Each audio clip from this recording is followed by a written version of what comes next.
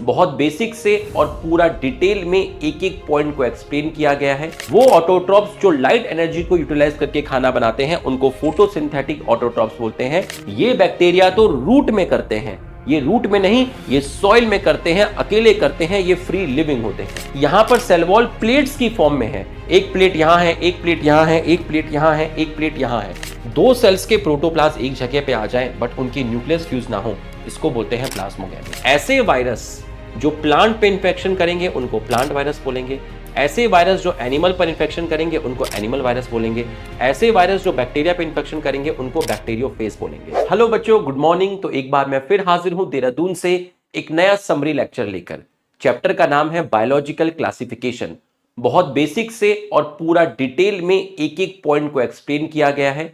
अगर आप इस लेक्चर को देखते हैं तो आपका कोई भी डाउट बचेगा नहीं, सारे डाउट्स आपके क्लियर हो जाएंगे।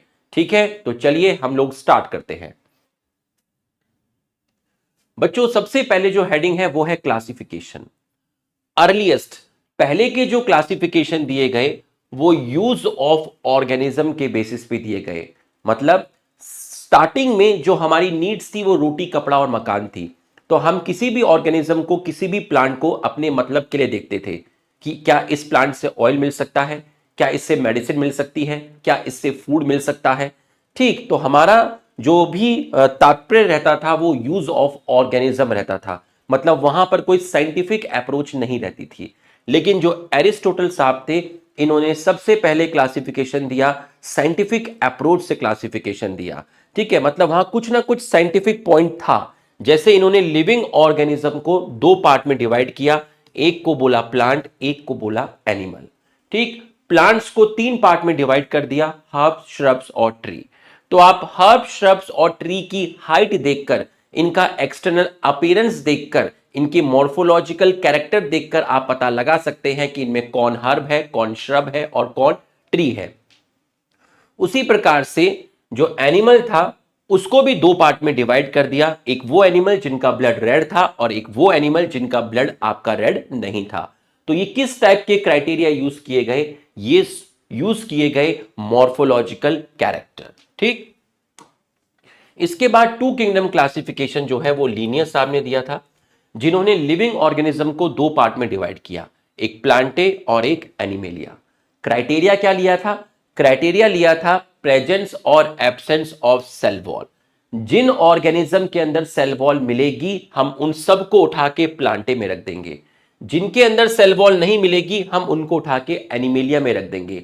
हमें ये फर्क ही नहीं पड़ता कि उसके अंदर ऑटोट्रॉप है या हेट्रोट्रॉप है, वो यूनिसेलुलर है या मल्टीसेलुलर है, वो प्रोकैरियोट है या यूकैरियोट है, हमें इससे कोई मतलब नहीं है। हम तो बस ये देखेंगे कि उसके अंदर सेल वॉल प्रेजेंट है या एब्सेंट। सेल वॉल है तो प्लांटे के अंदर रख दिया, सेल वॉल नहीं है तो एनिमेलिया में रख दिया। बच्चों, वर्टिब्रेट्स, इनवर्टिब्रेट्स, प्रोटोजोआ, प्रोटोजोआ में अमीबा और पैरामीशियम, इन सब में सेल वॉल नहीं है तो आपने एनिमेलिया में रख दिया। एल्गी के आगे मैंने ई लिखा हुआ है, एल्गी के आगे मैंने ई लिखा हुआ है। बच्चों, ई का मतलब क्या है? ई का मतलब है यूकैरियोट। और पी का मतलब क्या है? पी का मतलब है प्रोकैरियोट। तो आप देखिए, एल्गी, ब्रायो, टेरिडो, जिम्नो, एंजियो, फंगस, ये सब ई हैं, मतलब ये यूकैरियोट्स हैं। बैक्टीरिया क्या है? प्रोकैरियोट्स है। ठीक, उसके बाद मैंने ए लिखा है, ए का मतलब क्या है? Autotrophs. Autotrophs, auto, auto, auto, auto, H comma A. H का मतलब क्या है? हेट्रोट्रॉप्स। तो बैक्टीरिया में हेट्रोट्रॉप्स भी हैं, ऑटोट्रॉप्स भी हैं। Fungus heterotrophs. ठीक, एम का मतलब multicellular, multicellular, multicellular, multicellular, bacteria unicellular, fungus mostly multicellular. ठीक, algae mostly multicellular, algae eukaryotes, autotroph, लेकिन एल्गी क्लोरेला और क्लाइमेडोमोनास जो ग्रीन एल्गी है वो कैसे हैं? यूनिसेलुलर है। तो बच्चों, यहां आप क्या सीखे? यहां हमें एक चीज ऑब्जर्व की सर, क्या ऑब्जर्व की? हमने ये चीज ऑब्जर्व की कि प्रोकैरियोट और यूकैरियोट को एक ही किंगडम में रख दिया है, किंगडम का नाम है प्लांटे। इसका मतलब इन्होंने प्रोकैरियोटिक ऑर्गेनिज्म मतलब बैक्टीरिया और यूकैरियोटिक ऑर्गेनिज्म बाकी सब यूकैरियोट्स हैं, इन सबको उठा के रख दिया प्लांटे के अंदर, जो कि गलत था। आपने प्रोकैरियोट और यूकैरियोट में डिफरेंशिएट नहीं किया, आपने दोनों टाइप के ऑर्गेनिज्म को एक ही किंगडम प्लांटे में रख दिया, जो कि एक ड्रॉबैक था। No differentiation between P and E, P मतलब प्रोकैरियोट, ई मतलब यूकैरियोट, और उनको सेम किंगडम में रख दिया, कहां पर, plantae. No differentiation between autotrophs and heterotrophs, A का मतलब क्या है, ऑटोट्रॉप, एच का मतलब क्या है, हेट्रोट्रॉप्स। अब आप देखिए, ऑटोट्रॉप्स और हेट्रोट्रॉप्स सबको एक ही किंगडम में रखा है, ऑटोट्रॉप्स में प्लांट, हेट्रोट्रॉप्स में फंगस, ठीक है। लेकिन अगर हम देखें, प्लांट्स और फंगस की सेल वॉल का कॉम्पोजिशन डिफरेंट है, ठीक है, सेल वॉल का कॉम्पोजिशन भी डिफरेंट है, प्लांट में सेलुलोज की बनी है, फंगस में काइटिन की बनी है, फिर भी आपने इन सब को एक ही किंगडम के अंदर रख दिया, जो कि एक गुनाह है। मल्टी सेलुलर एल्गी, ठीक है, आप देखिए एल्गी मोस्टली कैसे हैं, मल्टी सेलुलर है, ठीक, जैसे एग्जांपल हो गया मल्टी सेलुलर एल्गी का स्पाइरोगायरा। यूनिसेलुलर एल्गी, क्लोरेला क्लाइमेडोमनास, आपने मल्टी सेलुलर और यूनिसेलुलर ऑर्गेनिज्म दोनों को एक जगह रख दिया प्लांटे किंगडम में, जो कि इनका ड्रॉबैक था। तो autotroph, heterotroph, prokaryote, eukaryote, unicellular, multicellular organism को एक जगह पर एक ही किंगडम में रखना गलत था, ये इनका ड्रॉबैक था। इट वॉज इनएडुकेट, ये आपका सफिशिएंट नहीं था, टू किंगडम क्लासिफिकेशन जो था वो आपका सफिशिएंट नहीं था, क्योंकि काफी सारे ऑर्गेनिज्म हैं जो किसी भी कैटेगरी में फिट नहीं बैठते। Many organism do not fit in any category, वो प्लांटे में भी फिट नहीं बैठते, वो एनिमेलिया में भी फिट नहीं बैठते। जैसे मैंने बोला यूग्लिना, अब भाई यूग्लिना के अंदर सेल वॉल नहीं है, तो ये किसका कैरेक्टर है, ये एनिमल का कैरेक्टर है।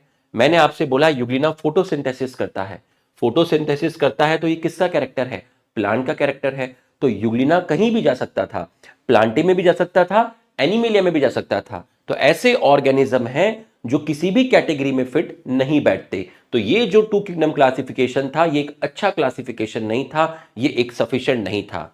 तो सर क्यों किया, लीनियर साहब ने ऐसा क्यों किया, इसलिए किया क्योंकि इजी था करना। भाई कुछ दिमाग लगाना ही नहीं था, जिनमें सेल वॉल है उठा के प्लांटे में रख दो, जिनमें सेल वॉल नहीं है उनको उठा के एनिमेलिया में रख दो। लेकिन बाकी साइंटिस्ट क्या डिमांड कर रहे थे, बाकी साइंटिस्ट ये डिमांड कर रहे थे कि आप सिर्फ प्रेजेंस और absence of cell wall criteria मत रखिए, आप और ज्यादा क्राइटेरिया कंसीडर करिए।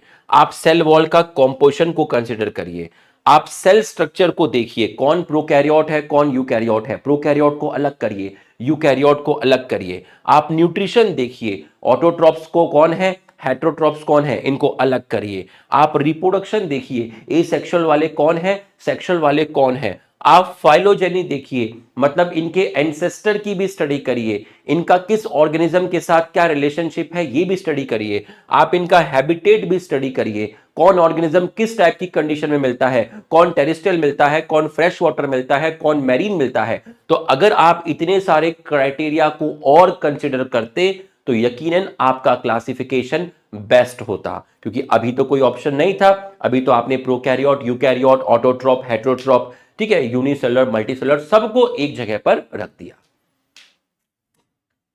उसके बाद आए थ्री किंगडम क्लासिफिकेशन, हैकेल साहब ने दिया।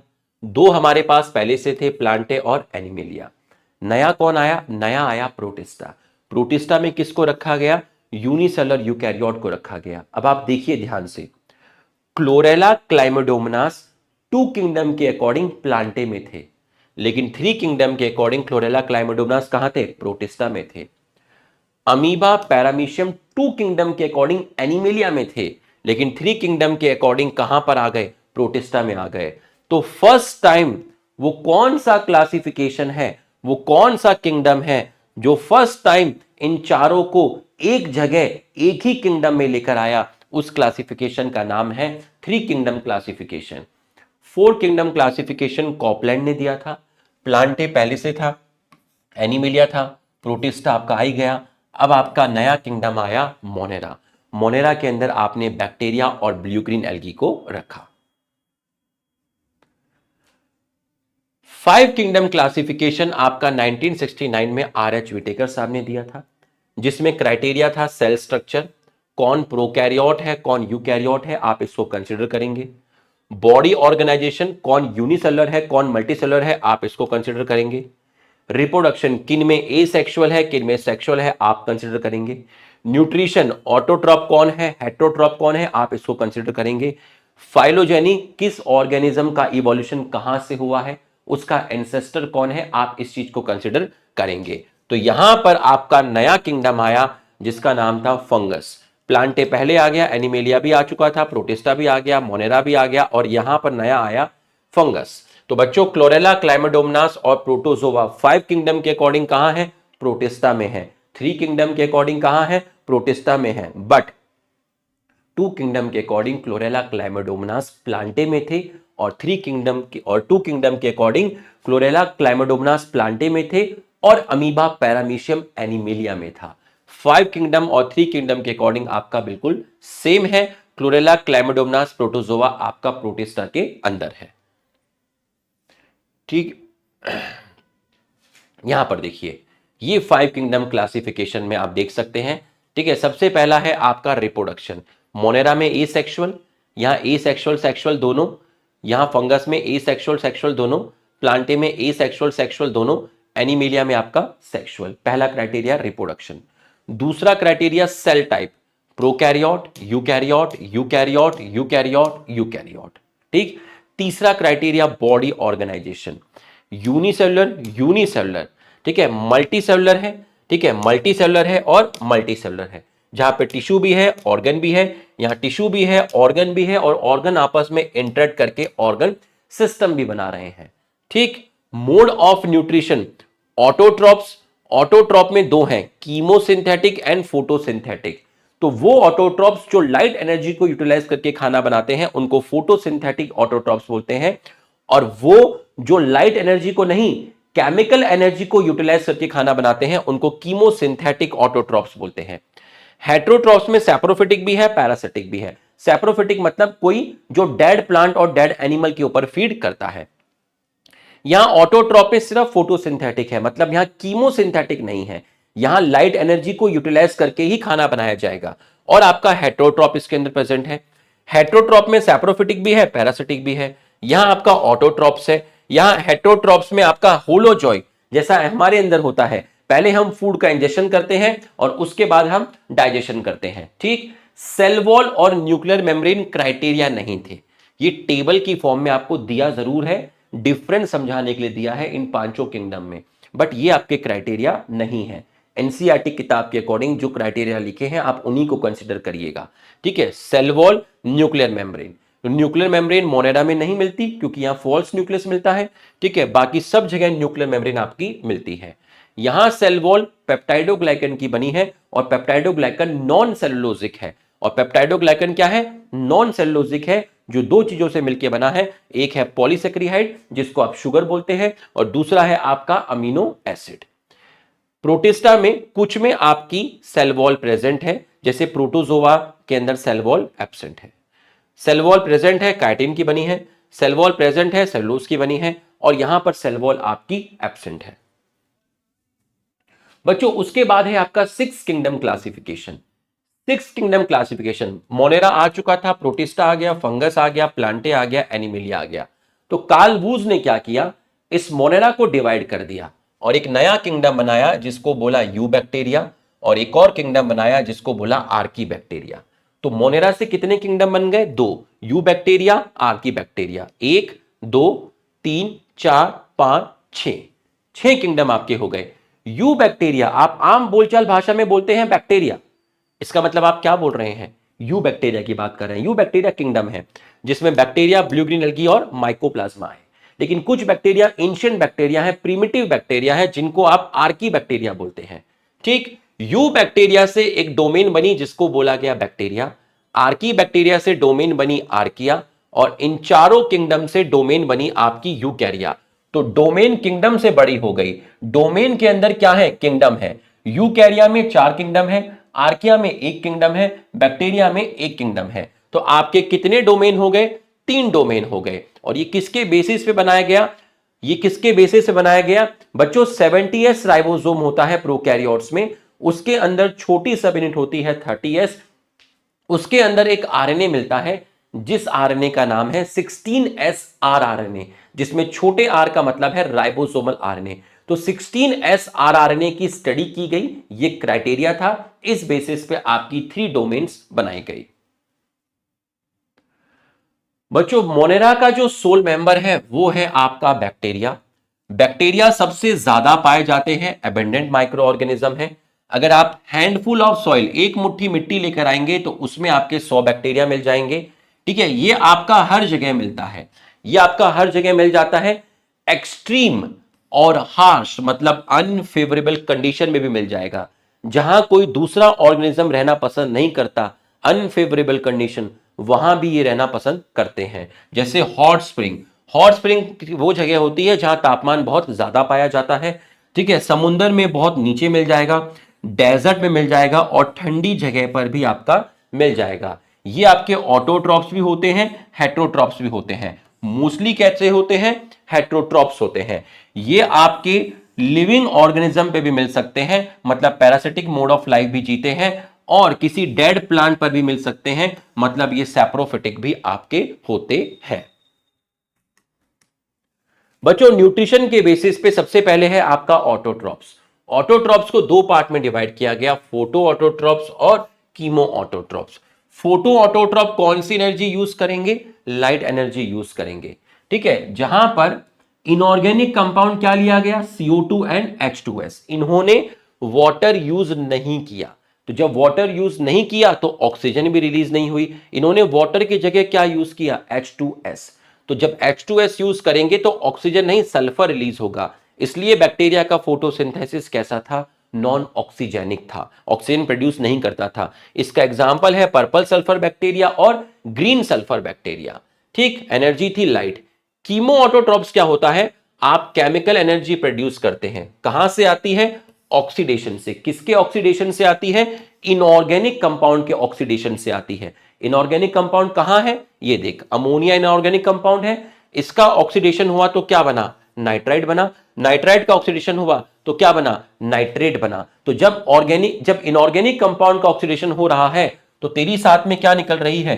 केमिकल एनर्जी निकल रही है, और ये एनर्जी को यूटिलाइज करके आपने किसकी सिंथेसिस की? एटीपी की सिंथेसिस की। ठीक, और ये वो बैक्टीरिया है जो इस प्रोसेस को कर रहे हैं। अमोनिया से नाइट्रेट बनना, इस पूरे प्रोसेस को बोलते हैं नाइट्रिफिकेशन। अमोनिया से नाइट्रेट बनना, इस पूरे प्रोसेस को बोलते हैं नाइट्रिफिकेशन।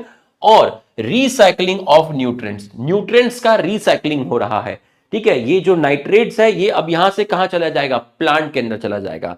प्लांट मरेंगे तो ये न्यूट्रिएंट वापस से कहां आ जाएगा? सॉइल के अंदर आ जाएगा। तो न्यूट्रिएंट का आपका रीसाइक्लिंग हो रहा है। मोनेरा का जो स्ट्रक्चर है, जो बैक्टीरिया है, उनका स्ट्रक्चर काफी सिंपल है, लेकिन जब आप इसकी स्टडी करोगे तो स्टडी करने में ये ऑर्गेनिज्म काफी कॉम्प्लेक्स पड़ता है। तो बिहेवियर में कैसा है? कॉम्प्लेक्स है। इसके अंदर डिफरेंट टाइप की न्यूट्रिशन डाइवर्सिटी मिलती है। ऑटोट्रॉप में फोटो ऑटोट्रॉप भी है, कीमो ऑटोट्रॉप भी है, आपका हेट्रोट्रॉप मिलेगा, उसमें सैप्रोफिटिक भी मिलेगा, उसमें पैरासिटिक भी मिलेगा, उसमें सिम्बायोटिक भी मिलेगा। तो इतनी ज्यादा डाइवर्सिटी मिलती है न्यूट्रिशन में, इसलिए आप कहते हैं मोस्ट एक्सटेंसिव मेटाबॉलिक डाइवर्सिटी, मतलब न्यूट्रिशन के अंदर वेराइटी मिलना। बच्चों नेक्स्ट है हेट्रोट्रॉप। हेट्रोट्रॉप के अंदर मैंने सबसे पहले बोला सैप्रोफिटिक, जो किसके ऊपर फीड करते हैं? डेड डिकेइंग एनिमल प्लांट पे फीड करते हैं। और ज्यादातर जो सैप्रोफिटिक हैं, ज्यादातर जो हेट्रोट्रॉप्स हैं वो कैसे होते हैं? डिकम्पोजर होते हैं। डिकम्पोजर मतलब जो डेड पर फीड कर रहे हैं। ठीक, हेट्रोट्रॉप में एग्जांपल है लैक्टोबैसिलस, जो मिल्क को कर्ड में कन्वर्ट करता है। हेट्रोट्रोपिक बैक्टीरिया से एंटीबायोटिक का फॉर्मेशन किया जाता है। हेट्रोट्रोपिक बैक्टीरिया में सिम्बायोटिक बैक्टीरिया आते हैं, जो किसी के साथ रहते हैं, अकेले नहीं, किसी के साथ मिलकर किसी प्रोसेस को करते हैं। तो इसके अंदर 2 टाइप के बैक्टीरिया आ गए, राइजोबियम और Frankia. Rhizobium bacteria leguminous plant की रूट में मिलता है, फ्रेंकिया नॉन लेग्यूमिनस प्लांट की रूट में मिलता है। नॉन लेग्यूमिनस प्लांट का एग्जांपल हो गया है आपका एलस एंड कैजुरिना। ठीक, तो बच्चों जब ये नाइट्रोजन फिक्सेशन कर रहे होते हैं, राइजोबियम लेग्यूम्स की रूट में नाइट्रोजन फिक्सेशन करेगा, फ्रेंकिया एलस और कैजुरिना की रूट में नाइट्रोजन फिक्सेशन करेगा। जब ये नाइट्रोजन फिक्सेशन कर रहे होते हैं तब ये ऑक्सीजन नहीं लेते, तब इनकी जिंदगी कैसी होती है? एनारोबिक होती है। ठीक, तो अब आप देखिए डेड डिकेइंग पे फीड कर रहा है, इसका मतलब एनर्जी का सोर्स बोलूं या इलेक्ट्रॉन प्रोटॉन का सोर्स बोलूं, वो आपका क्या है? ऑर्गेनिक कंपाउंड है। ये ऑर्गेनिक कंपाउंड को तोड़ेंगे और उसको इनऑर्गेनिक कंपाउंड के अंदर कन्वर्ट करेंगे। बैक्टीरिया पैथोजेनिक होते हैं, विब्रियो कॉलेरा करता है, साल्मोनेला आपका टाइफॉइड करता है, क्लोस्ट्रिडियम आपका टिटनेस करता है, और ज़ेंथोमोनास सिट्राई जो है आपका वो सिट्रस कैंकर करता है। ठीक, ह्यूमन, प्लांट, पेट्स और फार्म एनिमल्स में ये आपके इंफेक्शन करते हैं। ठीक, ये आपका एक्स्ट्रा था।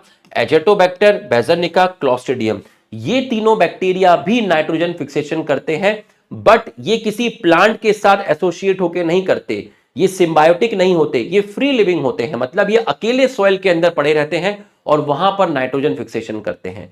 ये बैक्टीरिया तो रूट में करते हैं, ये रूट में नहीं, ये सॉइल में करते हैं, अकेले करते हैं, ये फ्री लिविंग होते हैं। बच्चों उसके बाद है रिप्रोडक्शन। रिप्रोडक्शन सिर्फ एसेक्सुअल मिलता है, और एसेक्सुअल में दो कंडीशन है, एक है फेवरेबल कंडीशन और एक है अनफेवरेबल कंडीशन। फेवरेबल कंडीशन में वो बाइनरी फिजन करेगा, ठीक है, और बाइनरी फिजन में एक सेल दो सेल में डिवाइड होती है, बट वहां जो प्रोसेस होता है वो ए माइटोसिस होता है। ए माइटोसिस सिलेबस में नहीं है तो हमें इसके बारे में नहीं पढ़ना है। मतलब जब एक बैक्टीरिया डिवाइड करके दो बैक्टीरिया बनाता है तो उस टाइम वो माइटोसिस मियोसिस नहीं करता, उसकी सेल ए माइटोसिस से डिवाइड करती है। ये इसका फेवरेट मोड है रिप्रोडक्शन का, बाइनरी फिजन। जब अनफेवरेबल कंडीशन है, फूड की अवेलेबिलिटी कम है, उस टाइम वो एक स्पोर बनाना पसंद करता है जिसको बोलते हैं एंडोस्पोर। तो अनफेवरेबल कंडीशन में आपका एंडोस्पोर का फॉर्मेशन होता है। बाहर मतलब बहुत हाई टेम्परेचर में भी ये स्पोर आपकी सर्वाइव कर जाती है और ये एंडोस्पोर एक नया बैक्टीरिया का फॉर्मेशन कर लेती है। ये आपको समझ में आ गया होगा। Sort of sexual reproduction, bacteria में सेक्सुअल रिप्रोडक्शन नहीं मिलता है, ये एनसीईआरटी में लाइन लिखी हुई है सॉर्ट ऑफ सेक्सुअल रिप्रोडक्शन। तो सॉर्ट ऑफ सेक्सुअल रिप्रोडक्शन का मतलब ये नहीं है कि किताब ये कह रही है कि बैक्टीरिया में सेक्सुअल रिप्रोडक्शन मिलता है, नहीं, किताब ये कह रही है कि बैक्टीरिया में सॉर्ट ऑफ सेक्सुअल रिप्रोडक्शन मिलता है। इसका मतलब बैक्टीरिया में एक प्रिमिटिव मेथड है डीएनए ट्रांसफर करने का, जी मतलब एक बैक्टीरिया अपने डीएनए को किसी दूसरे बैक्टीरिया में ट्रांसफर कर सकता है, इसी को बोला सॉर्ट ऑफ सेक्सुअल रिप्रोडक्शन। एक बैक्टीरिया B1, दूसरा बैक्टीरिया B2, इनके बीच में बन गई है ट्यूब, ठीक है, इस ट्यूब के थ्रू एक बैक्टीरिया ने अपना डीएनए दूसरे बैक्टीरिया में ट्रांसफर किया, जिसको आप बोलते हैं कॉन्जुगेशन, जिसको आपने क्या बोला, कॉन्जुगेशन।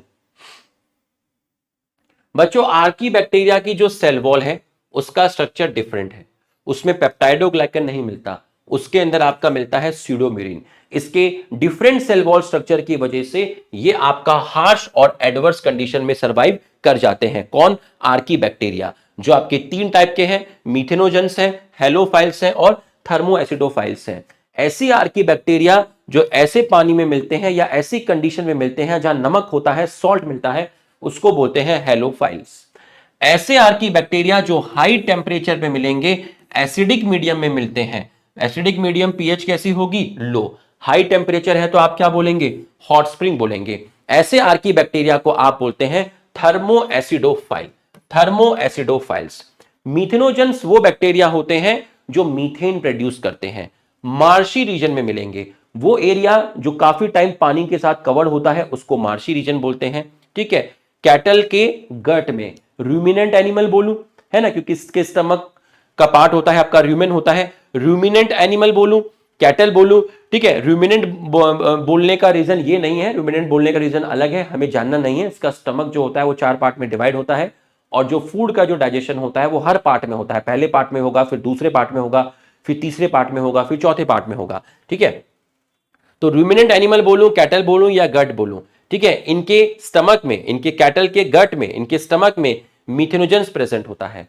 मीथेनोजेंस बैक्टीरिया प्रेजेंट होते हैं जो कि सेलुलोज के डाइजेशन में हेल्प करते हैं। गाय भैंस जो चारा खाती है उनके चारा जो उनका फूड होता है वो सेलुलोज रिच होता है, ठीक है। तो ये उस सेलुलोज के डाइजेशन में हेल्प करते हैं, ठीक है। इनको गट में रहने के लिए जगह मिल जाती है, ये वहां से न्यूट्रिएंट्स भी लेते हैं और वहां पर जो कैटल है उनकी हेल्प करते हैं सेलुलोज के डाइजेशन में। तो ये जो रिलेशनशिप है ये कैसी है, ये सिम्बायोटिक है, ठीक।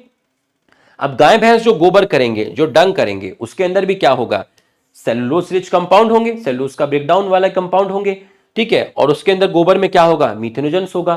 तो इससे आप एक बायोगैस प्लांट लगा सकते हैं और बायोगैस का क्या कर सकते हैं, प्रोडक्शन कर सकते हैं।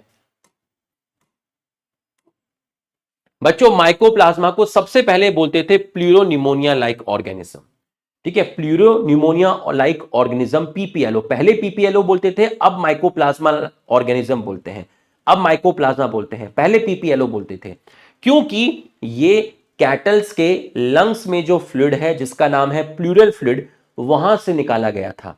कैटल के लंग्स के प्लूरल फ्लूइड से इसको निकाला गया था और ये वहां पर कैटल में निमोनिया डिजीज कर रहा था, इसलिए इसको प्लूरोनिमोनिया लाइक ऑर्गेनिज्म कहा गया था। ठीक है, सबसे छोटी सेल्स है और ऑक्सीजन ना भी मिलेगी तब भी ये सर्वाइव कर जाएगा। ये हेट्रोट्रॉप्स होते हैं, प्लांट एनिमल दोनों में इंफेक्शन करते हैं। इनमें सेल वॉल नहीं होती, इसलिए इनका डेफिनेट शेप नहीं होता। ठीक है, ये प्लियोमॉर्फिक होते हैं, वो ऑर्गेनिज्म जिसका शेप डेफिनेट ना हो। ये बैक्टीरियल फिल्टर से क्रॉस कर सकते हैं। बच्चों, बैक्टीरियल फिल्टर क्या होता है? ठीक है, बैक्टीरियल फिल्टर एक ऐसी चीज होती है जिसका पोर साइज काफी छोटा होता है और इस पोर से बैक्टीरिया क्रॉस नहीं हो पाते हैं, लेकिन इस पोर से माइकोप्लाज्मा क्रॉस हो जा रहे हैं। इसका मतलब क्या हुआ? माइकोप्लाज्मा बैक्टीरिया से भी छोटा है। ठीक, और माइकोप्लाज्मा को आप लैब में किसी सिंथेटिक, किसी आर्टिफिशियल मीडिया में ग्रो करा सकते हैं। बच्चों, उसके बाद है आपका ब्लू ग्रीन एल्गी। ठीक, ब्लू ग्रीन एल्गी को आप साइनोबैक्टीरिया बोलते हैं। ठीक है, क्लोरोफिल ए आपका मिलेगा, कैरोटीन मिलेगा, ज़ैंथोफिल मिलेगा। कैरोटीन और ज़ैंथोफिल दोनों को मिलाकर आप बोलते हैं कैरोटीनॉइड्स। और ये पिगमेंट्स आपके हायर प्लांट में भी मिलते हैं। तो ये पिगमेंट्स हायर प्लांट में मिलते हैं, ये आपके फोटो ऑटोट्रॉप्स होते हैं, फोटोसिंथेसिस करते हैं। ठीक है, लाइट की हेल्प से। यहां पर इन्होंने CO2 प्लस वाटर, यहां इन्होंने H2S यूज नहीं किया, इन्होंने वाटर यूज किया, इसलिए यहां पर ऑक्सीजन रिलीज हुई। तो ब्लू ग्रीन एल्गी का फोटोसिंथेसिस कैसा था? ऑक्सीजेनिक था। ठीक, इसकी जो सेल वॉल है वो मैनी लेयर्स में होती है। किसकी बनी हुई है? पेप्टाइडोग्लाइकन की बनी है। फ्लैजला इसके अंदर एब्सेंट होता है, तो ये कैसे हो गए? नॉन मोटाइल हो गए। एक्वेटिक है, फ्रेश वाटर में भी मिलेगा, मेरीन वाटर में भी मिलेगा, और ऐसी जगह भी मिलेगा जो कैसी है?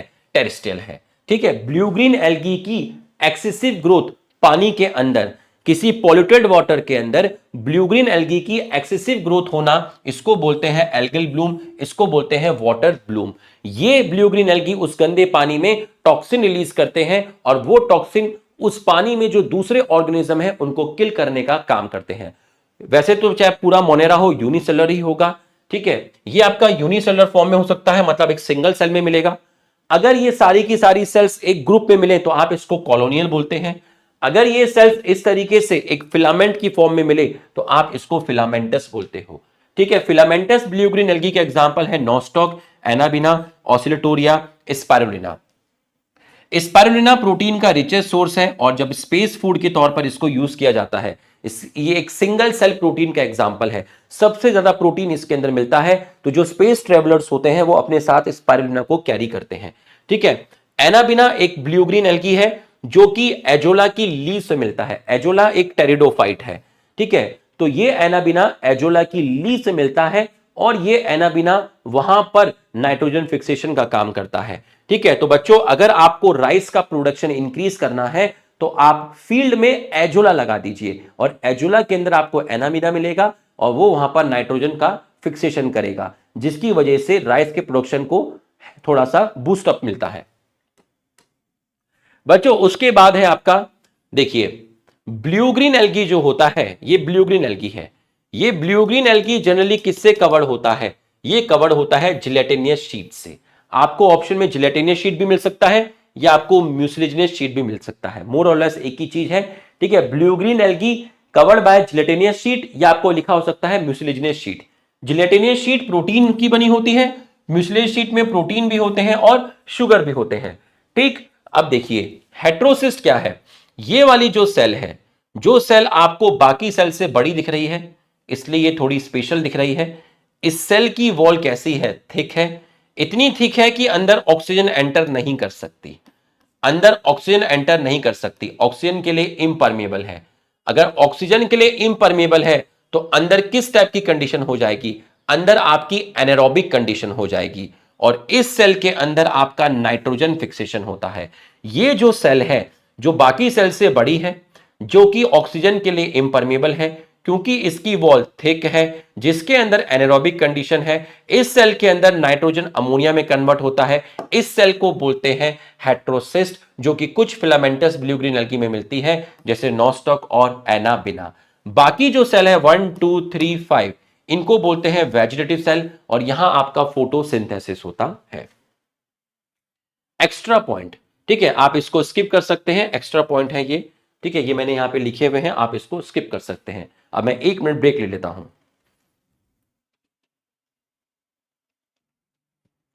चलिए बच्चों आगे बढ़ते हैं। नेक्स्ट है आपका प्रोटिस्टा।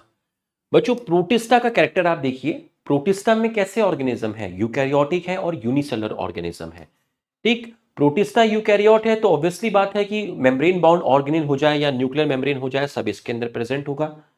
कुछ मेंबर्स के अंदर फ्लैजला मिलता है, कुछ के अंदर सीलिया मिलता है। एसेक्सुअल रिप्रोडक्शन बाइनरी फ्यूजन से होता है, और सेक्सुअल रिप्रोडक्शन में गैमेट का फ्यूजन होता है। गैमेट क्या होती हैं, सेल्स होती हैं, तो सेल का फ्यूजन होगा तो क्या बनेगा, जायगोट का फॉर्मेशन होगा। मोस्टली आपके कैसे होते हैं, एक्वेटिक होते हैं। ठीक है, इसकी जो बाउंड्री है वो वेल डिफाइंड नहीं है, मतलब इसके अंदर जो ऑर्गेनिज्म रखे गए हैं वो दल बदलू ऑर्गेनिज्म है, वो गूदड़ी के लाल हैं, वो लुखे हैं, वो किसी की तरफ भी शिफ्ट हो सकते हैं। मतलब वो ऑर्गेनिज्म प्लांट के भी कैरेक्टर शो कर रहे हैं, एनिमल के भी कैरेक्टर शो कर रहे हैं, और फंगस के भी कैरेक्टर शो कर रहे हैं। तो कुछ साइंटिस्ट इन प्रोटिस्टा को बोलते हैं प्लांट, कुछ साइंटिस्ट प्रोटिस्टा के लिए वर्ड यूज करते हैं प्लांट, और कुछ साइंटिस्ट प्रोटिस्टा के लिए बोलते हैं कि नहीं, हम इन्हें प्लांट नहीं बोलेंगे, हम इन्हें फोटोसिंथेसिस करने वाले प्रोटिस्टा बोलेंगे, फोटोसिंथेसिस करने वाले प्रोटिस्टा बोलेंगे। इनके जो मेंबर हैं वो प्लांट, एनिमल, फंगस तीनों के कैरेक्टर शो कर जाते हैं। जैसे युग्लिना, वो प्लांट का भी कैरेक्टर शो कर रहा था, एनिमल का भी कैरेक्टर शो कर रहा है। इसके अंदर ये 5 आपको पढ़ने हैं बारी बारी से। चलिए सबसे पहले पढ़ते हैं हम क्राइजोफाइट्स। क्राइजोफाइट्स में आपके आते हैं डायटम और डेस्मिड्स। डेस्मिड्स को आप बोलते हैं गोल्डन एल्गी। ठीक, तो क्राइजोफाइट्स जो होते हैं वो फ्रेश वाटर में भी मिलेंगे और आपके मेरीन वाटर में भी मिलेंगे। डायटम के अंदर फ्लैजला नहीं मिलता है, डायटम वाटर के करंट के थ्रू मूव करते हैं। तो डायटम जो होते हैं वो मूव करते हैं वाटर के करंट के थ्रू। ठीक है, तो ऐसे मूवमेंट को आप बोलते हैं पैसिव मूवमेंट। ऐसे मूवमेंट को आप क्या बोलते हैं, ऐसे मूवमेंट को आप बोलते हैं पैसिव मूवमेंट। ठीक, दूसरी चीज होती है कि प्लैंकटन का मतलब क्या है, प्लैंकटन का मतलब है यहां पर ऑर्गेनिज्म, ऐसे ऑर्गेनिज्म जो वाटर करंट के थ्रू आपके मूव कर रहे हैं। ठीक है, ऐसे ऑर्गेनिज्म के लिए हमने वर्ड यूज किया प्लैंकटन, और अगर मूवमेंट वाटर की हेल्प से होता है तो ऐसे मूवमेंट को आप बोलते हैं पैसिव। बच्चों मोस्टली फोटोसिंथेटिक होते हैं। ठीक है, इसकी जो सेल वॉल है वो 2 पार्ट में डिवाइड होती है। ठीक है, ये वाला जो पार्ट है ये है एपिथिका, और ये वाला पार्ट है हाइपोथिका। मतलब सेल वॉल का जो अपर वाला पार्ट है उसको एपिथिका बोलते हैं, और नीचे वाले पार्ट को क्या बोलते हैं, हाइपोथिका। आपने सोप बॉक्स देखा होगा जिसमें ऊपर का जो ढक्कन है वो थोड़ा सा बड़ा है, ठीक है, उसको एपिथिका बोला, और जिसमें नीचे साबुन रखा है वो आपका हाइपोथिका है। ठीक, इसकी जो सेल वॉल होती है, ये सेल वॉल है 2 पार्ट में डिवाइड हो गई है। इसकी सेल वॉल थिन है, और देखिए यहां पर ओवरलैप कर रही है, सिलिका की बनी है।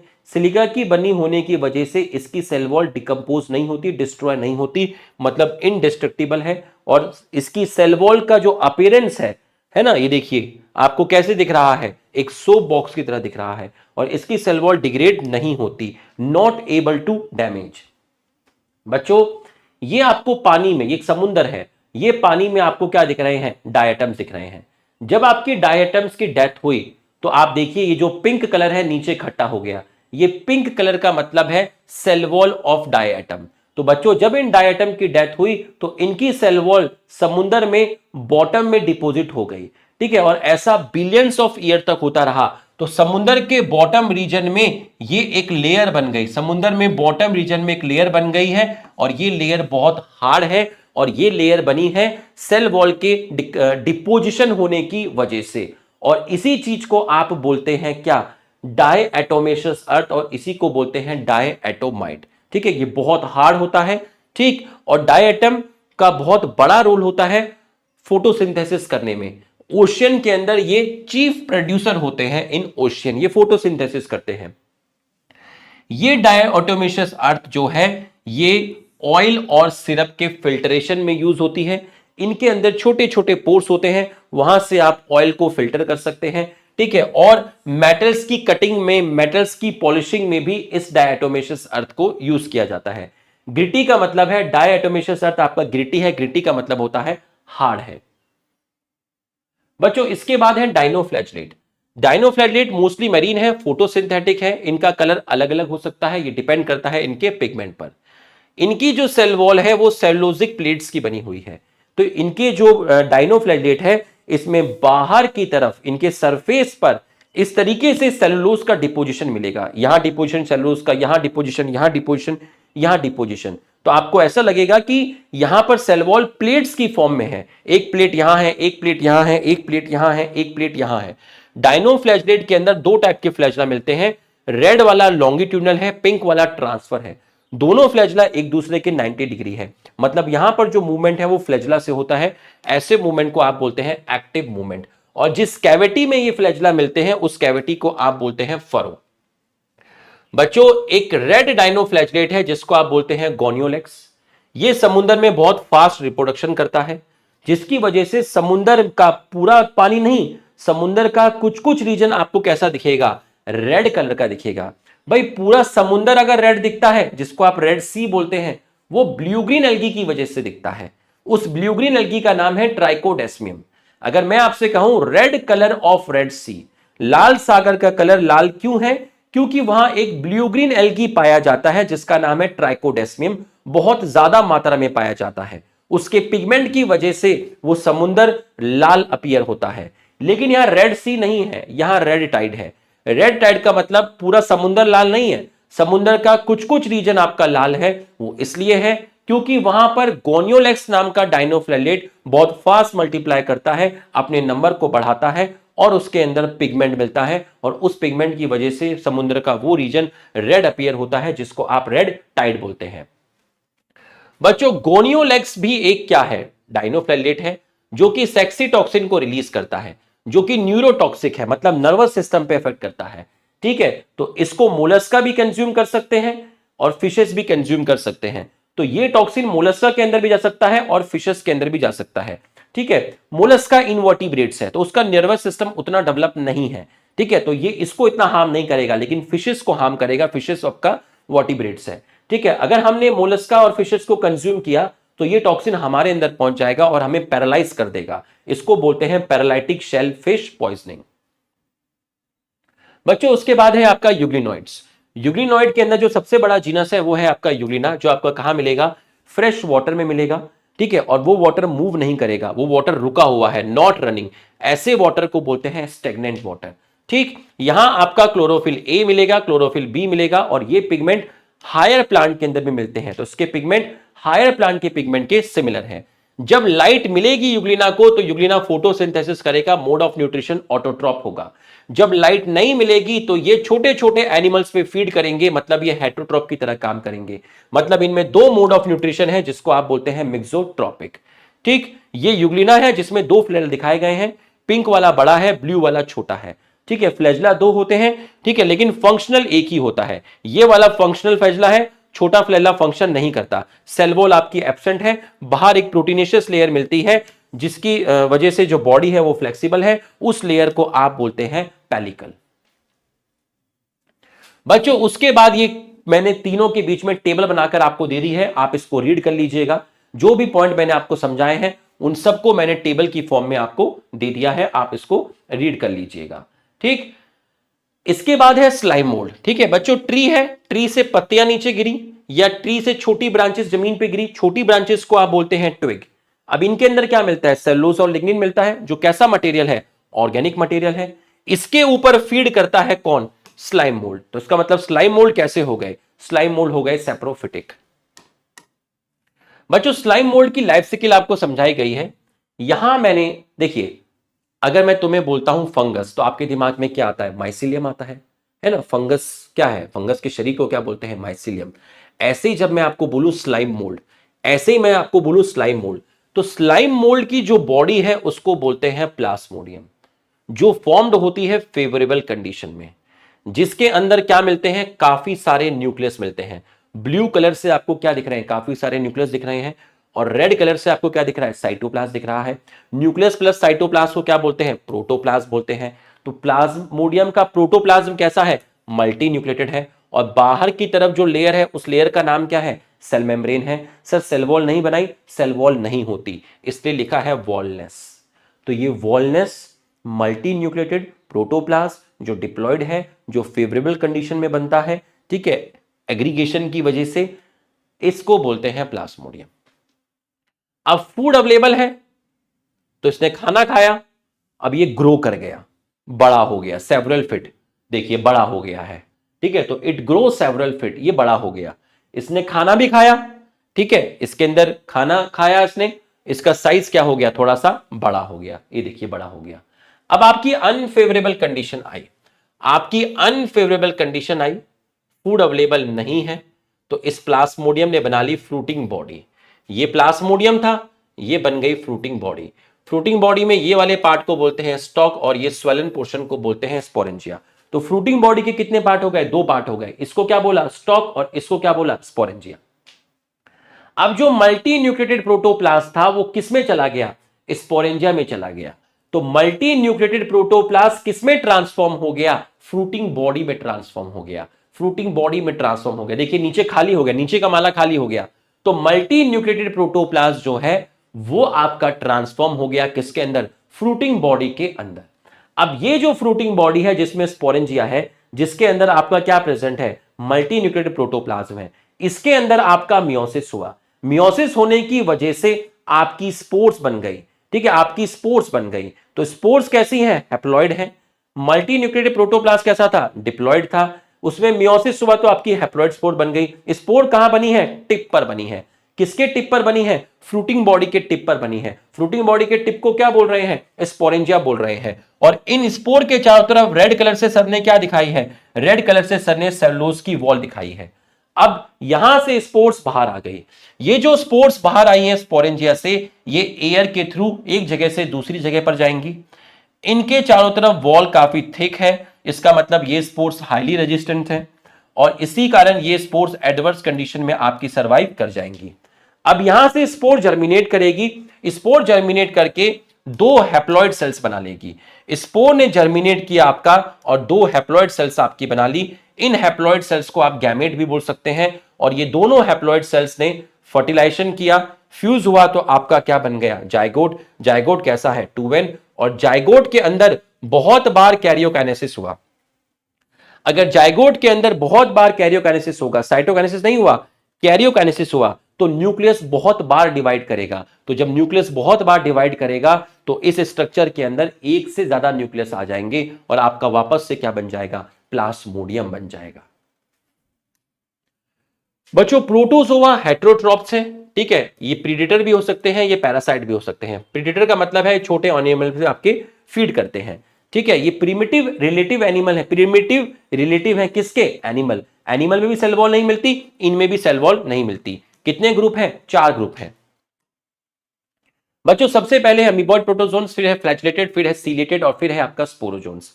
हैबिटेट बताया गया है, फ्रेश वाटर में भी मिलेगा, सी में भी मिलेगा, मॉइस्ट सॉइल में मिलेगा और पैरासिटिक भी मिलेगा। फ्री लिविंग भी है, पैरासिटिक भी है और सिम्बायोटिक भी है। एक्वेटिक भी है और पैरासिटिक भी है और ये आपका पैरासिटिक है। बच्चों यहां कोई लोकोमोटरी स्ट्रक्चर नहीं मिलता, यहां बहुत सारे सीलिया मिलते हैं, यहां फ्लैजला मिलते हैं और यहां आपके मिलते हैं स्यूडोपोडिया। अब जरा कॉन्सेप्ट को समझिए, ये एक अमीबा है, इस अमीबा के अंदर ये आपका साइटोप्लाज्म है, ये बाहर की तरफ आपकी सेल मेम्ब्रेन है। इस साइटोप्लाज्म ने इस मेम्ब्रेन को पुश किया, इस साइटोप्लाज्म मेम्ब्रेन से टकराया तो मेम्ब्रेन आगे की तरफ चली गई। तो ये जो मेम्ब्रेन का एक्सटेंडेड पोर्शन है जो अंदर साइटोप्लाज्म के टकराने की वजह से फॉर्म्ड हुआ है, ठीक है, इस स्ट्रक्चर को बोलते हैं स्यूडोपोडिया। ये स्यूडोपोडिया इस अमीबा को मूवमेंट करने में हेल्प करेगा और फूड को पकड़ने में हेल्प करेगा, फूड को कैप्चर करने में हेल्प करेगा। लेकिन जब ये साइटोप्लाज्म वापस से पीछे जाएगा तो ये स्ट्रक्चर जो बना था स्यूडोपोडिया, ये गायब हो जाएगा। इसका मतलब ये स्ट्रक्चर परमानेंट नहीं बनते, टेम्पररी बनते हैं, इसलिए इसको फॉल्स फिट बोलते हैं, ठीक है। इसके अंदर एक एग्जांपल आता है एंट अमीबा, जो कि पैरासिटिक है, जो कि डिसेंट्री करता है, गंदा खाने से और गंदा पानी पीने की वजह से ये हमारे अंदर एंटर करता है। इसमें एक एग्जांपल है ट्रिप्नोसोमा, ठीक है, वो स्लीपिंग सिकनेस करता है जिसमें जॉइंट्स और मसल्स में बहुत पेन होता है। ट्रिप्नोसोमा पैरासिटिक है। एक आर्थ्रोपोडा है जिसका नाम है सीसी फ्लाई, इसने मुझे काटा तो इसके काटने की वजह से मेरे अंदर ट्रिप्नोसोमा ट्रांसफर हो गया। इसका मतलब ये एक कैरियर की तरह काम कर रहा है, वेक्टर की तरह काम कर रहा है। सीसी फ्लाई के अंदर ट्रिप्नोसोमा होता है तो सीसी फ्लाई ने मुझे काटा, तो उसके काटने की वजह से मेरे शरीर में कौन एंटर कर गया? ट्रिप्नोसोमा एंटर कर गया। बच्चों ये आपका पैरामीशियम दिखाया है, बाहर आपके बहुत सारे सीलिया दिखाए हैं, पैरामीशियम के सराउंडिंग में आपका क्या दिखाया है? वाटर दिखाया है। तो वाटर में ये सारे के सारे सीलिया बीट करेंगे। तो जब वाटर में सीलिया बीट करेंगे तो यहां पर आपका पानी बहुत, भाई पानी में सीलिया बीट कर रहे हैं तो पानी की स्पीड बढ़ जाएगी, पानी बहुत तेजी से फ्लो करेगा, पानी में करंट प्रोड्यूस होगा, वाटर करंट प्रोड्यूस हुआ, जिसकी वजह से ये जो फूड है, ठीक है, ये फूड अंदर चला गया माउथ के through. Both water and food enter into the paramecium. अब सीलिया इतनी तेजी से बीट करते हैं कि बाहर जो फूड है वो उस पानी के करंट के थ्रू सीलिया पैरामीशियम के अंदर चला जाता है। तो अंदर पानी भी गया और फूड भी गया, ठीक है। और अंदर प्रेजेंट होते हैं कॉन्ट्रैक्टाइल वैक्यूल। तो जो एक्सेस वाटर अंदर आ गया है उस एक्सेस वाटर को बाहर फेंकने का काम करते हैं कॉन्ट्रैक्टाइल वैक्यूल, जिसको आप ऑस्मो रेगुलेशन बोलते हैं। दो तरह के न्यूक्लियस हैं, बड़ा न्यूक्लियस को मैक्रो बोलते हैं और छोटे को आप बोलते हैं माइक्रो न्यूक्लियस। इसके अंदर प्लाज्मोडियम आता है जो आपका मलेरिया करता है, ठीक है, और इसकी लाइफ साइकिल में काफी सारी इंफेक्शियस स्पोर्स आपकी फॉर्म होती है। बच्चों प्लाज्मोडियम में सेल वॉल एब्सेंट होती है। आपने देखा था अभी प्लाज्मोडियम स्लाइम मोल्ड वाला आपने प्लाज्मोडियम देखा था, स्लाइम मोल्ड की मेन बॉडी को प्लाज्मोडियम बोल रहे थे, उसमें सेल वॉल नहीं मिलती, ये एनिमल का कैरेक्टर है। स्लाइम मोल्ड की लाइफ साइकिल में जो स्पोर थी वहां सेलुलोज की वॉल मिलती है, सेल वॉल का मिलना प्लांट का कैरेक्टर है। और फ्रूटिंग बॉडी बनी थी आपकी स्लाइम मोल्ड में, वो आपका एक फंगस का कैरेक्टर है। तो बच्चों अब हम नेक्स्ट आपका पढ़ने वाले हैं फंगस। 1 मिनट और ब्रेक ले लेता हूं। तो बच्चों आगे बढ़ते हैं, नेक्स्ट है आपका फंगस। तो फंगस में सबसे पहले हम कैरेक्टर देखेंगे फंगस के, ठीक है। फंगस आपका होता है हेट्रोट्रॉप्स। हेट्रोट्रॉप्स में पैरासिटिक है, हेट्रोट्रॉप्स में सैप्रोफिटिक है। सैप्रोफिटिक का मतलब क्या होता है? फंगस, देखिए मान लीजिए मैं फंगस हूं तो मेरे आसपास जो भी डेड प्लांट और डेड एनिमल है वहां पर मैं एंजाइम रिलीज कर दूंगा। तो सैप्रोफिटिक का मतलब क्या हुआ? फंगस ने रिलीज किए क्या? एंजाइम। किस पे रिलीज किए? डेड पार्ट पर। और बाहर जो डेड पार्ट था उसमें जो कॉम्प्लेक्स ऑर्गेनिक कंपाउंड था उसको उस एंजाइम्स ने ब्रेक कर दिया सिंपल सॉल्युबल ऑर्गेनिक कंपाउंड में। तो अब जो सॉइल में प्रेजेंट है वो सिंपल सॉल्युबल ऑर्गेनिक कंपाउंड है, उसको मैं अब एब्जॉर्ब कर लूंगा, ठीक। ये सैप्रोफिटिक है। पैरासिटिक में 2 एग्जांपल है, एल्बुगो और पक्सिनिया। एल्बुगो मस्टर्ड के अंदर व्हाइट स्पॉट प्रोड्यूस करता है, पक्सिनिया व्हीट के अंदर बीमारी करता है जिसको आप बोलते हैं रस्ट डिजीज, ठीक है। सिम्बायोटिक में लाइकन में एल्गी और फंगस की दोस्ती है, और माइकोराइजा में फंगस और हायर प्लांट्स की रूट की दोस्ती है, ठीक है, लाइकन एंड माइकोराइजा। ये आपका वार्म ह्यूमिड प्लेस पे ग्रो करना पसंद करते हैं, एयर में भी, वाटर में भी, सॉइल में भी, प्लांट्स में भी, एनिमल में भी, सड़े हुए फलों में, ब्रेड में, मतलब ये आपका हर जगह मिलता है। तो ये आपका कैसा हुआ? कॉस्मोपॉलिटन हुआ। तो हैबिटेट में आपकी इतनी ज्यादा डाइवर्सिटी मिलेगी। ये मोस्टली कैसे होते हैं? मल्टीसेलुलर होते हैं, फिलामेंटस होते हैं। लेकिन जो ईस्ट है जिसको आप सैक्रोमाइसिस बोलते हैं, जो आपका यूनिसेलुलर है जिसको आप ब्रेड बनाने में और जो अल्कोहल इंडस्ट्री है, ब्रीविंग इंडस्ट्री, वहां पर यूज करते हैं। फंगस की सेल वॉल काइटिन की बनी है और किसकी बनी है? पॉलीसेक्रिहाइड। काइटिन एक तरह का पॉलीसेक्रिहाइड है। मशरूम जो होते हैं, सारे मशरूम खाते नहीं हैं, जो मशरूम हम खाते हैं वो एडिबल है, उस मशरूम को एगेरिकस बोलते हैं। लेकिन मशरूम ऐसे भी होते हैं जो नॉन एडिबल होते हैं, मतलब वो कैसे हैं? पॉइजनस हैं। इसका एग्जांपल है आपका टोडस्टूल। फंगस से एंटीबायोटिक निकाली जाती है, एंटीबायोटिक का नाम है पेनिसिलिन, और जिस फंगस से निकालते हैं उसका नाम है पेनिसिलिया। बच्चों फंगस को समझिएगा जरा ध्यान से, क्या है? फंगस की बॉडी को बोलते हैं माइसीलियम।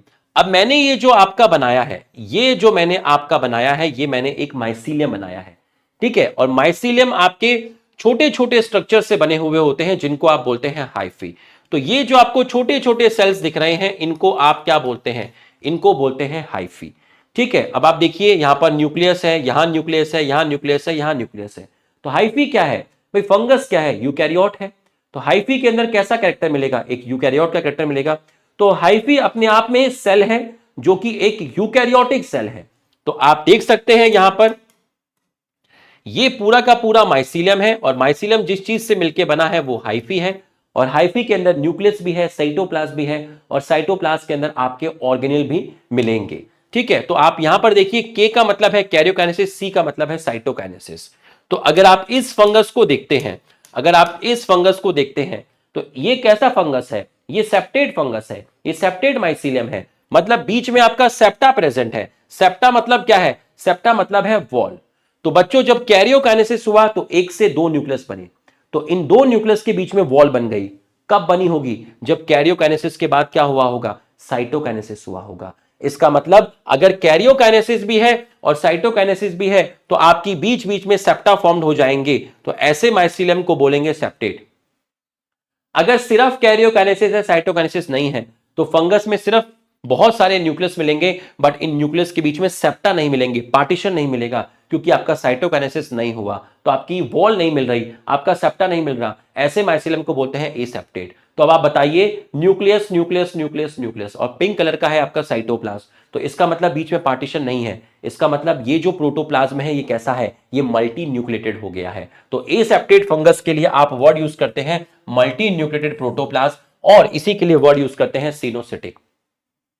फूड को रेफ्रिजरेटर में रखा जाता है, इसलिए नहीं कि बिल्ली के ना खाए इसलिए रख रहे हैं कि आप बैक्टीरिया और फंगस से उसको प्रोटेक्ट कर सकते हैं।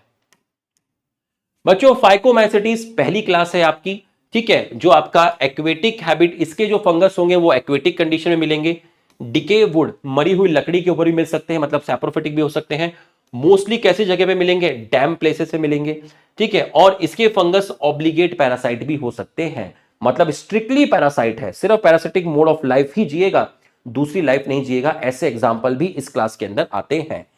फाइकोमाइसेटीज का माइसीलियम कैसा है? एसेप्टेट है, मल्टी न्यूक्लिएटेड है और सिनोसिटिक है, ठीक है, जिसमें एसेक्सुअल रिप्रोडक्शन किससे होता है? जूस्पोर से होता है और एप्लेनोस्पोर से होता है। अब जरा हम जूस्पोर और एप्लेनोस्पोर को समझते हैं। बच्चों ये एक फंगस है, कैसा है? एसेप्टेट फंगस है। ये इसका प्रोटोप्लाज्म दिखाया है, न्यूक्लियस न्यूक्लियस न्यूक्लियस, बाकी साइटोप्लाज्म है। इसका प्रोटोप्लाज्म डिवाइड कर गया, स्पोर्स फॉर्म हो गई।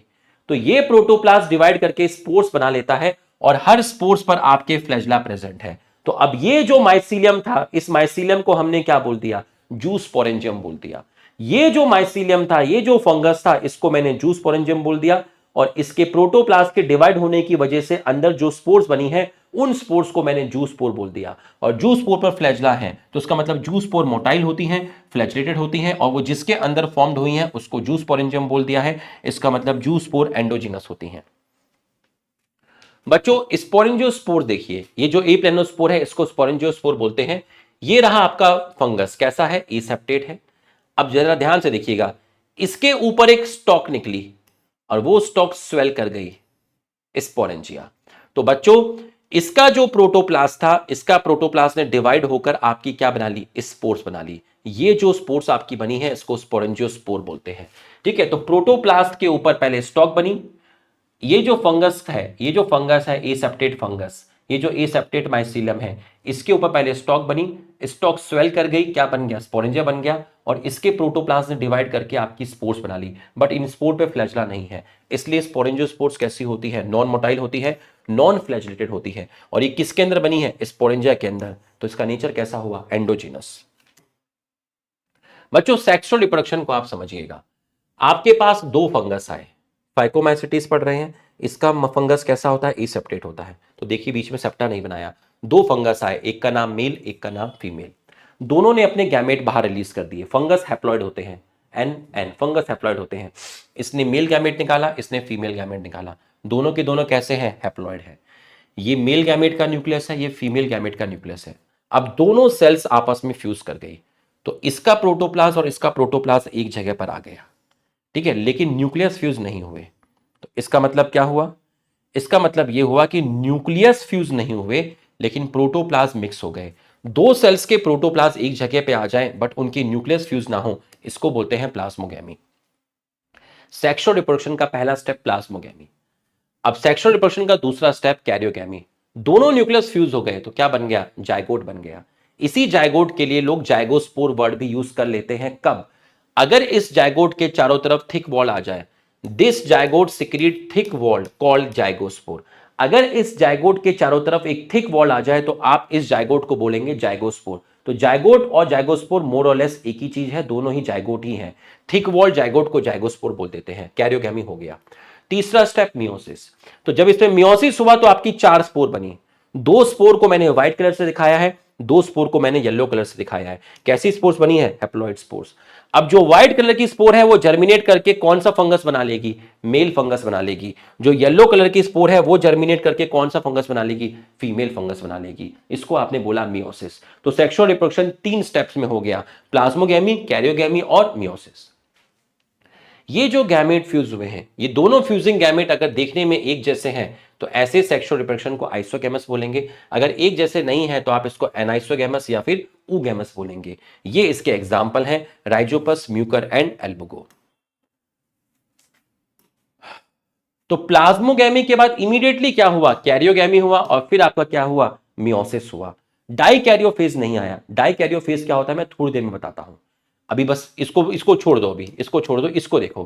पहले प्लाज्मोगैमी हुआ, फिर इमीडिएटली कैरियोगैमी हुआ, फिर मियोसिस हुआ। डाइकैरियोफेज नहीं आया। डाइकैरियोफेज क्या है ये मैं अभी आपको थोड़ी देर में बताता हूं। बच्चों एस्कोमाइसिटीज ध्यान से देखिएगा, एस्कोमाइसिटीज ध्यान से देखिएगा। एस्कोमाइसिटीज के फंगस मोस्टली कैसे होते हैं? मल्टीसेलर होते हैं। बट इसमें ईस्ट कैसा है? ईस्ट आपका यूनिसेलर है।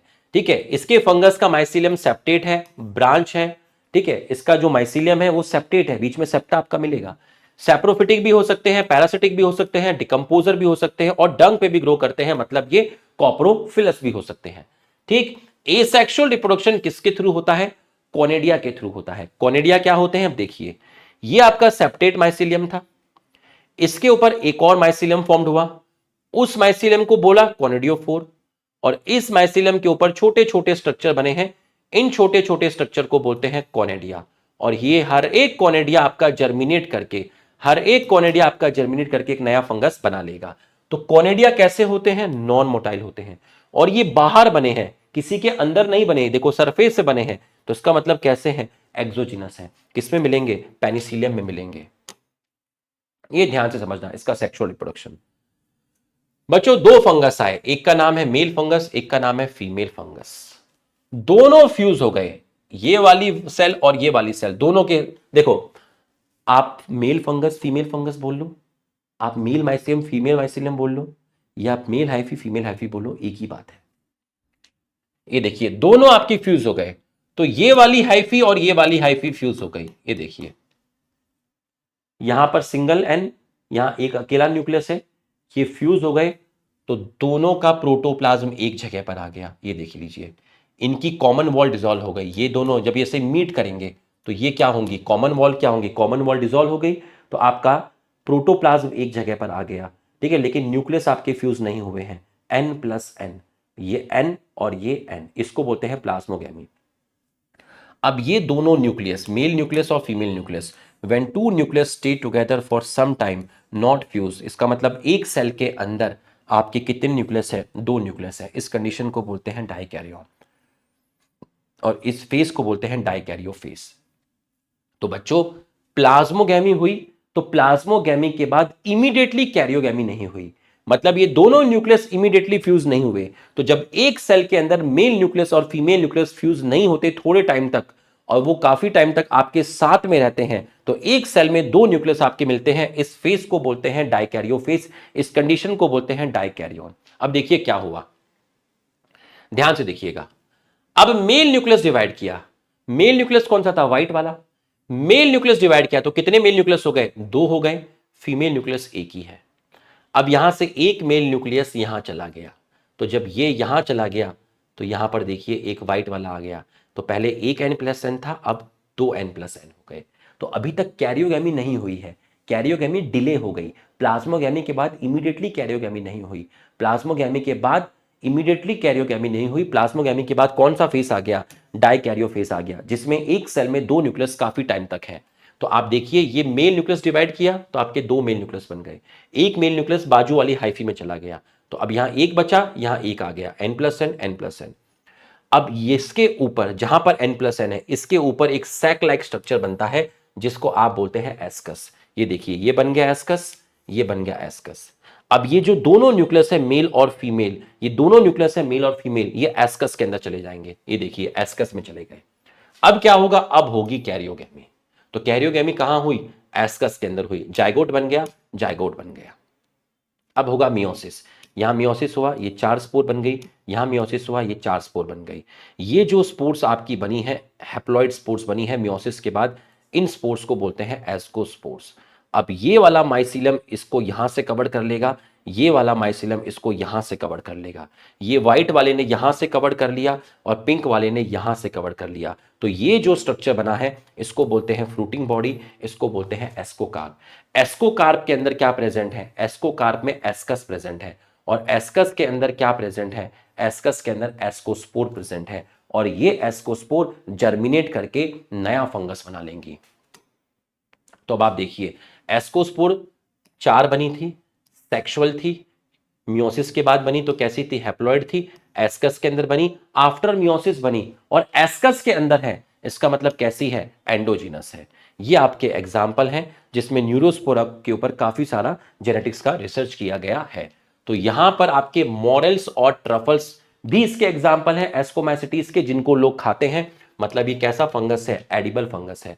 तो यहां सेक्सुअल रिप्रोडक्शन का स्टेप क्या हुआ? सबसे पहले प्लाज्मोगेमी हुआ, प्लाज्मोगेमी के बाद इमीडिएटली कैरियोगेमी नहीं हुआ, प्लाज्मोगेमी के बाद पहले डाइकैरियो फेज आया, फिर आपका कैरियोगेमी हुआ, और फिर आपका क्या हुआ? मियोसिस हुआ। बच्चों इसके बाद है आपका बेसिडियोमाइसिटीज।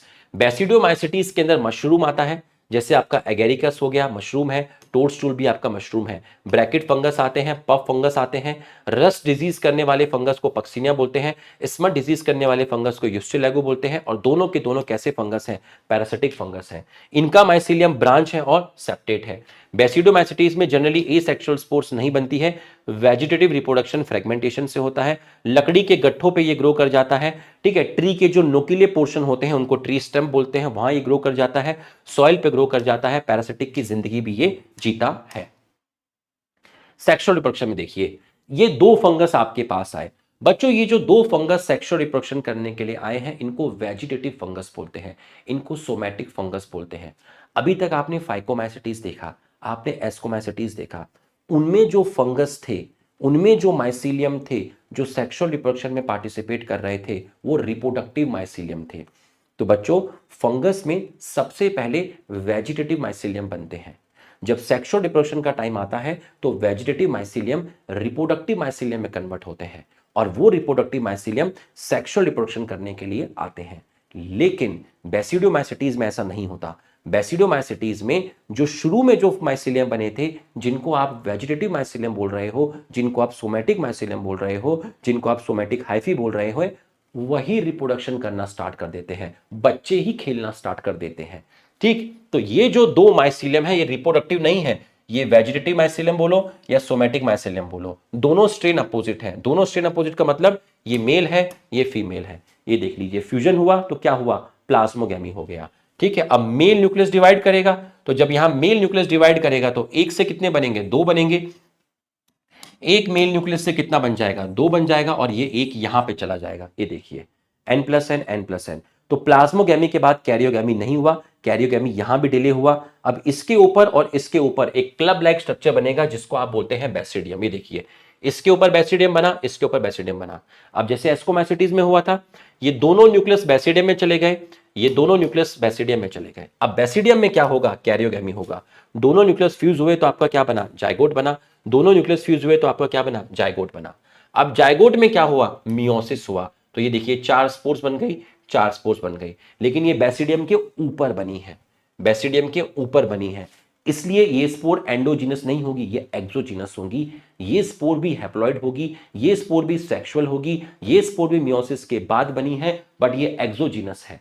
ठीक, इस स्पोर को आप बोलते हैं बेसिडियोस्पोर, इन स्पोर्स को आप बोलते हैं बेसिडियोस्पोर। ये जो माइसिलियम बना, इस माइसिलियम ने यहां से कवर कर लिया, ये जो माइसिलियम बचा इसने यहां से कवर कर लिया। ये देखिए, तो ये जो स्ट्रक्चर आपका बना है, इस स्ट्रक्चर को आप बोलते हैं बेसिडियोकार्प। बेसिडियोकार्प के अंदर है बेसिडियम, और बेसिडियम के ऊपर है आपका बेसिडियोस्पोर, और ये बेसिडियोस्पोर जर्मिनेट करके आपका नया फंगस बना लेगी। ड्यूट्रोमाइसिटीज का माइसिलियम ब्रांच है, सेप्टेट है। इसके अंदर सेक्सुअल स्टेज नहीं मिलती, सेक्सुअल स्टेज को परफेक्ट स्टेज बोला जाता है। तो इन फंगस के अंदर सेक्सुअल स्टेज नहीं मिलती, इनके अंदर सेक्सुअल रिप्रोडक्शन नहीं मिलता, इसलिए इनको आप इम्परफेक्ट फंगस बोलते हैं। ये परफेक्ट नहीं है क्योंकि इनके अंदर सेक्सुअल रिप्रोडक्शन नहीं है। अगर किसी फंगस के अंदर मान लीजिए सेक्सुअल रिप्रोडक्शन देखा गया, ड्यूट्रोमाइसिटीज के किसी फंगस के अंदर अगर सेक्सुअल रिप्रोडक्शन देखा गया तो उस फंगस को ड्यूट्रोमाइसिटीज से उठा के या तो बेसिडियोमाइसिटीज में रख दिया या फिर एस्कोमाइसिटीज में रख दिया। और यहां वेजिटेटिव रिप्रोडक्शन और एसेक्सुअल रिप्रोडक्शन को एक ही नाम दिया गया है, जो किसके थ्रू होता है, कोनिडिया के थ्रू होता है। ठीक है, कुछ सेप्रोफिटिक है, कुछ पैरासिटिक है, और ज्यादातर क्या है, डिकम्पोजर है। किसके डिकम्पोजर है, लिटर के। लिटर का मतलब होता है कि पेड़ से जो भी पत्ते जस्ट सॉइल के ऊपर गिरे हैं, है ना, जो नया नया अनडिकम्पोज मैटर है, उसके लिए आप वर्ड यूज करते हैं लिटर। न्यूट्रिएंट्स का रिसाइकलिंग करते हैं, और ये इसके एग्जाम्पल। और ये बच्चों मैंने आपको टेबल बना के दी है, फाइकोमाइसिटीज, एस्कोमाइसिटीज, बेसिडोमाइसिटीज में पूरी टेबल बना के दी है। जो मैंने आपको समझाया है आप पूरा का पूरा यहां पर एक बार रिवाइज कर सकते हैं। इसके बाद है आपका वायरस। बच्चों वायरस हो जाए या वायरॉइड हो जाए या प्राइन्स हो जाए, ये सेलुलर ऑर्गेनिज्म नहीं है, ये नॉन सेलुलर ऑर्गेनिज्म है। इनको विटेकर क्लासिफिकेशन में कोई स्थान नहीं मिला। लाइकन को भी विटेकर क्लासिफिकेशन में कोई स्थान नहीं मिला। वायरस क्या होता है, वायरस एक पॉइजनस फ्लूइड है जिसको आप वेनम भी बोलते हैं, और ये एक ऑब्लिगेट इंट्रासेलुलर पैरासाइट है। मतलब ये दीवार पे ग्रो नहीं करेगा, ये पंखे पे ग्रो नहीं करेगा, इसको ग्रो करने के लिए लिविंग ऑर्गेनिज्म ही चाहिए। तो ये मैंडेटरी पैरासाइट की तरह रहता है, ऑब्लिगेटरी ऑब्लिगेटरी इंट्रासेलुलर पैरासाइट है, इसको कोई ना कोई लिविंग सेल ही चाहिए। Link between living and non living, इसमें जेनेटिक मटेरियल मिलता है जो डीएनए हो सकता है या फिर आरएनए हो सकता है, दोनों एक साथ नहीं मिलेंगे। जेनेटिक मटेरियल का मिलना लिविंग कैरेक्टर है, इसमें प्रोटोप्लाज्म नहीं होता, तो ये एक नॉन लिविंग नेचर है। तो ये लिविंग और नॉन लिविंग के बीच की चीज है। ठीक है, अब आप देखिए मैंने यहां पर एक वायरस आपको बना के दिखाया है। इस वायरस को मैं बोल रहा हूं बैक्टीरियोफेज। ठीक है, बैक्टीरियोफेज क्या होते हैं, बैक्टीरियोफेज वो वायरस होते हैं जो बैक्टीरिया पे इंफेक्शन करते हैं। ऐसे वायरस जो प्लांट पे इंफेक्शन करेंगे उनको प्लांट वायरस बोलेंगे, ऐसे वायरस जो एनिमल पर इंफेक्शन करेंगे उनको एनिमल वायरस बोलेंगे, ऐसे वायरस जो बैक्टीरिया पे इंफेक्शन करेंगे उनको बैक्टीरियोफेज बोलेंगे। तो मैंने बैक्टीरियोफेज का डायग्राम बनाया है, ऐसे वायरस का डायग्राम बनाया है जो बैक्टीरिया को इंफेक्शन करता है, जिसके अंदर मैंने जेनेटिक मटेरियल क्या दिखाया है, डबल स्टैंडर्ड डीएनए दिखाया है, क्योंकि ज्यादातर बैक्टीरियोफेज के अंदर genetic material double standard DNA ही होता है। तो वायरस की वो कौन सा पार्ट है जो इंफेक्शन करता है, वायरस का वो कौन सा पार्ट है जो इंफेक्शन करता है, वो है आपका न्यूक्लिक एसिड। इस न्यूक्लिक एसिड में आपको क्या मिला, आरएनए मिला या डीएनए मिला, सर मुझे डीएनए मिला। तो इस न्यूक्लिक एसिड को जिसने प्रोटेक्ट किया है, व्हाइट कलर का जो स्ट्रक्चर आपको दिख रहा है व्हाइट कलर का, उसको बोलते हैं हेड, उसी को बोलते हैं कैप्सिड, और कैप्सिड एक प्रोटीनेशियस कवरिंग होती है। तो जेनेटिक मटेरियल को किसने कवर किया है, जेनेटिक मटेरियल को हेड ने कवर किया है।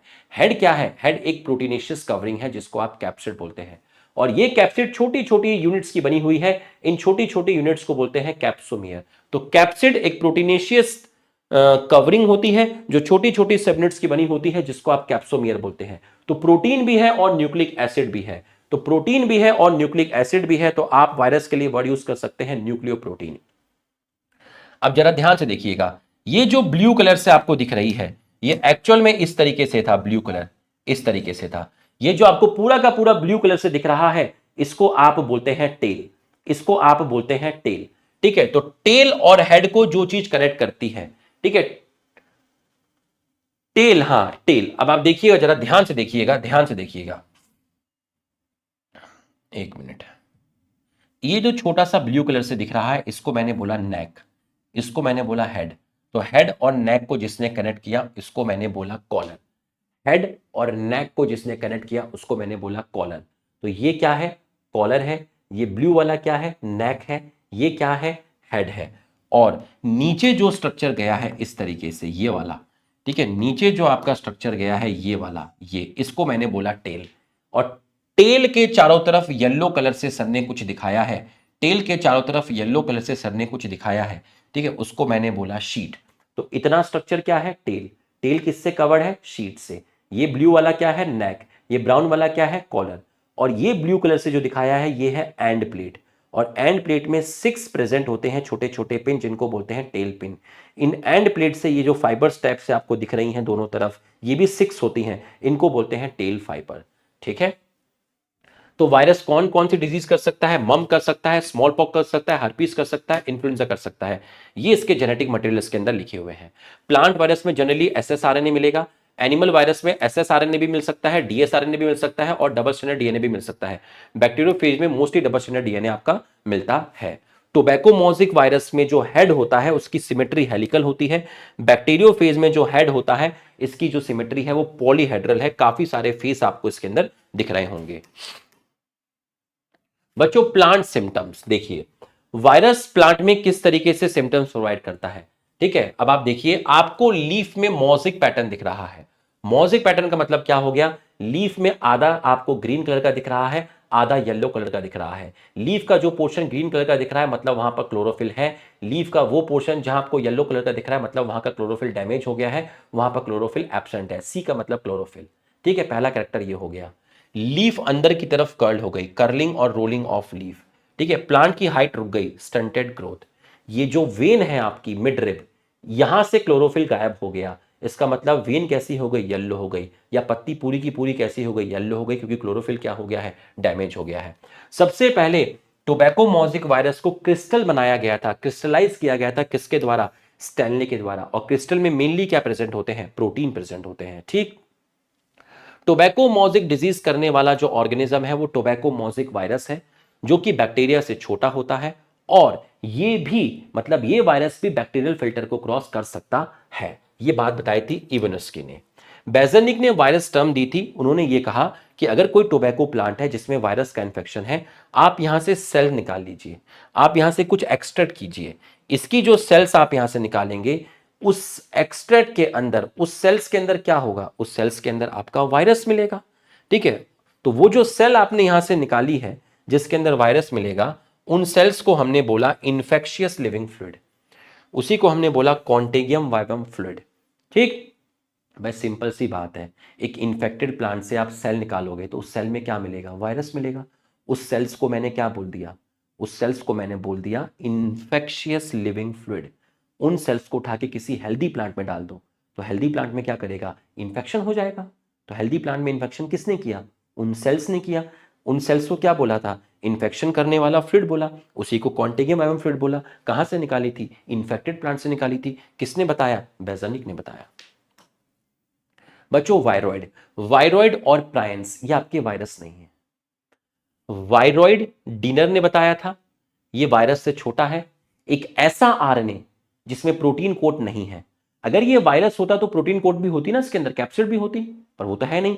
एक ऐसा आरएनए जो इंफेक्शन करता है, ऐसे आरएनए जो इंफेक्शन करता है उसको बोलते हैं वायरॉइड, जिसमें प्रोटीन कोट नहीं होती।